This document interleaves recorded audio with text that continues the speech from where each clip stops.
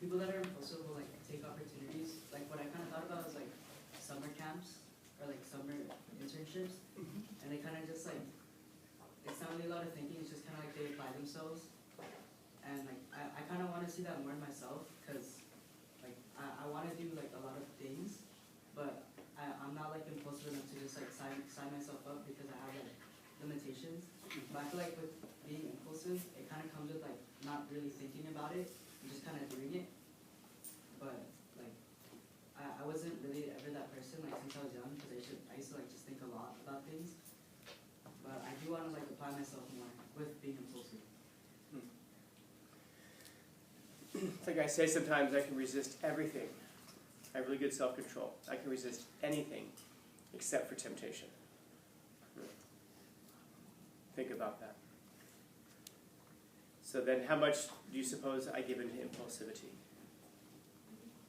A lot. Yeah. Yeah, it's pretty easy to get me to do stupid shit. If you come to me and you're like, hey, Skellen, let's go jump off this bridge, I'll be like, are you crazy? You know, it's a high bridge. And you'll be like, yeah, but have you ever done it before? You make a good argument. Let's go. You know, hey, dude, but you're missing an opportunity to throw away your life. Yeah, you're right. Let's go do this thing, man. Then afterwards, come back and be able to tell people about it. You guys know that bridge over there? Yeah. Don't jump off of it. It's a really bad idea. And there's something to be said for impulsivity. You know, it's almost like it's a spice of life, to the occasional surrender to impulse. Because a lot of, you know, there's great stuff that happens with planning, but some of the best stories and things are going to happen from impulsivity. You know? What kind of stuff comes from this? Think broadly, by the way. Poor decisions? Poor decisions come from this also. Yeah, like jumping off of a bridge that you wouldn't normally jump off of. I remember once I was in Vegas, and some friends of mine, we went to Lake Mead. You know where that is? It's like this lake, big, giant, huge lake outside of Vegas, but it has like canyons and things through it. And it's a terrible shame because of a drought over there. The water level there is just dropping and dropping and dropping. And I hope that if the water level can drop enough, I'll be very sad.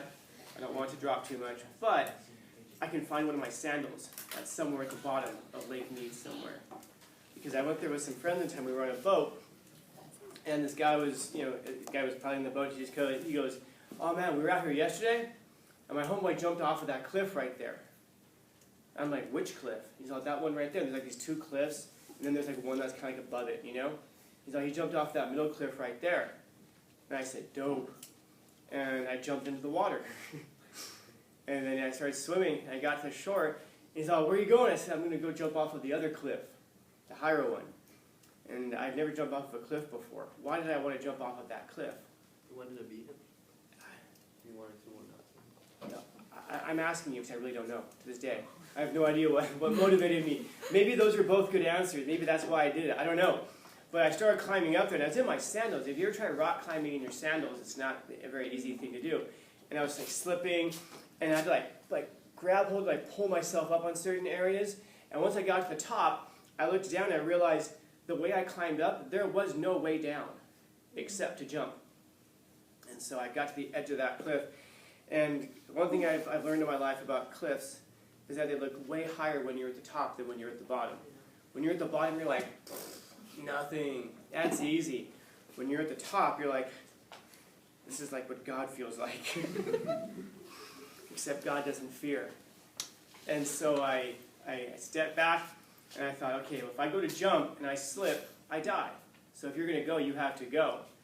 And I thought to myself, you know, there are other ways.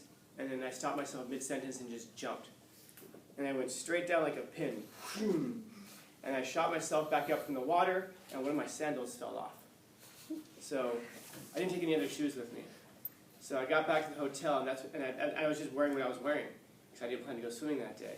So I was walking through one of the hotels in completely soaked clothing with one sandal. And I was thinking, I'm glad I'm in Vegas, because this cannot be the craziest thing they've seen today. It was an impulsive decision. Any of you ever jump off a cliff before? Yeah. And now there's two of us in the room who have. If you'd asked me that question several years ago, the answer would have been only one of us. And so was that a good decision or a bad decision? It was a great decision. It's fun. It was fun, yeah. Now, if I go, let's change this scenario. I go running up that cliff and I change my mind last second, throw on the brakes, slip, fall, tumble all the way down, hitting every single rock on the way down, hit the water, and then die. Bad decision. So sometimes whether it's a good decision or a bad decision has to do with the outcome of it, which is part of the excitement of the impulsivity. Is it going to be good or bad? I'll let you know in like 30 seconds, because you just don't know it, and you don't have a lot of control over it either. And so that's the thing about it, is that it can turn out well, or it can turn out very, very badly. Who knows? Hopefully, if you survive it, you're going to at least have a good story about it. You know, when you get out of the coma and you're able to speak again, you'll be able to tell them exactly, what was so damn funny about jumping off of a cliff. But if it turns out well, then you've got some great stories to tell. I guess either way, as long as you survive it. Yeah. Like, sometimes I thought about it, like, would it go down or the way to die? Yeah, somebody was asking me that yesterday. How would you want to die? You know? I don't know. What's that? Maybe it was. I was just too stupid to realize it. How do you want to die, Scout? That's a good question. Let me think. I want to. I said with a gun behind his back.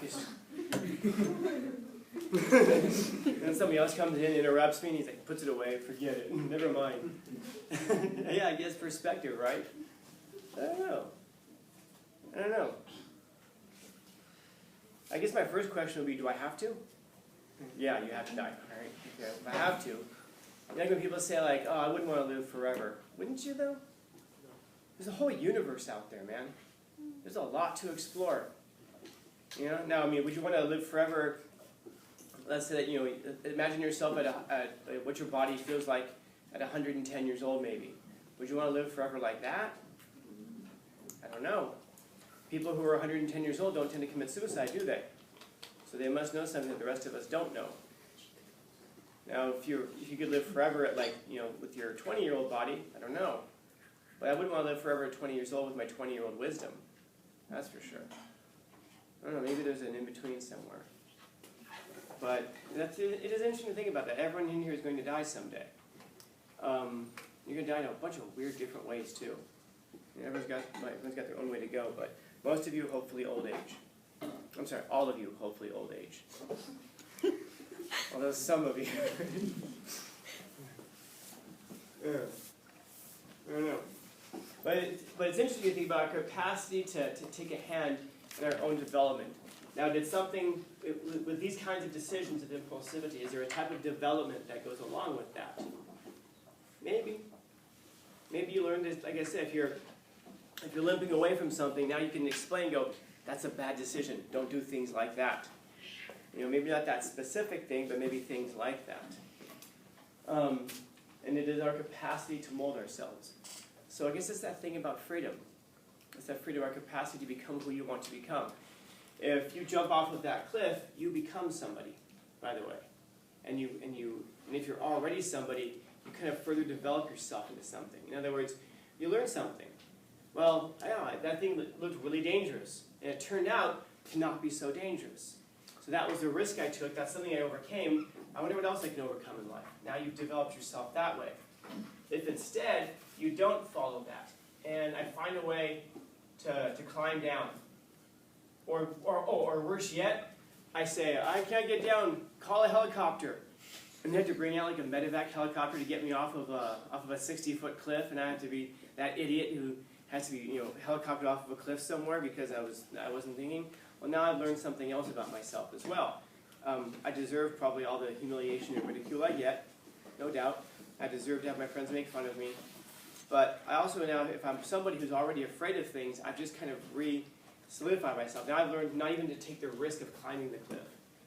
Because if I climb the cliff, I'm just going to humiliate myself. So don't even try to put yourself in the position of taking risks, even less so.